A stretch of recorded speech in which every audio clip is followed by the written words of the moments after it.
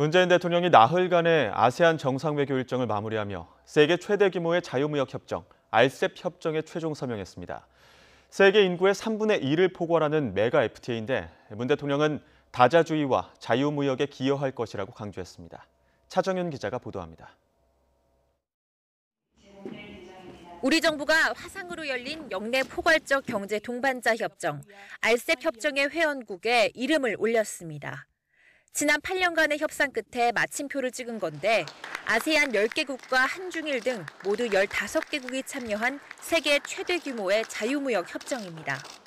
문재인 대통령은 보호무역주의에 대해 경종을 울리고 전 세계에 자유무역 가치의 중요성을 알렸다는 데 의미를 뒀습니다.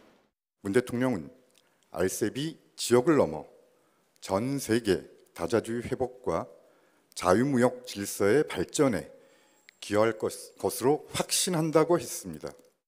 정부는 미중 무역 갈등과 코로나19로 수출 활력이 떨어진 상황에서 RCEP을 통해 새롭게 기회를 창출하고 글로벌 공급망이 재편되길 기대하고 있습니다.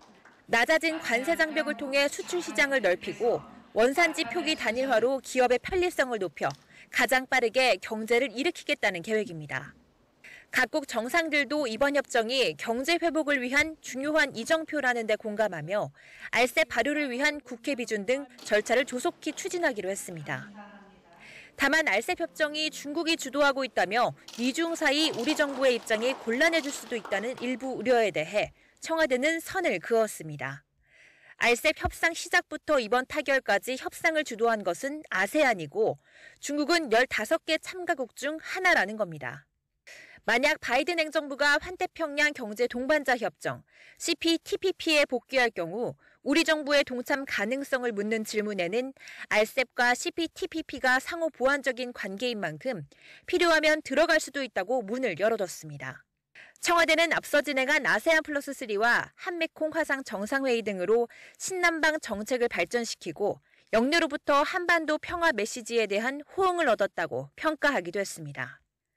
이번 서명식을 끝으로 나흘간의 아세안 정상외교를 마무리한 문 대통령은 RCEP 협정 조기 발효를 위한 국회 협조를 요청할 계획입니다. YTN 차정은입니다.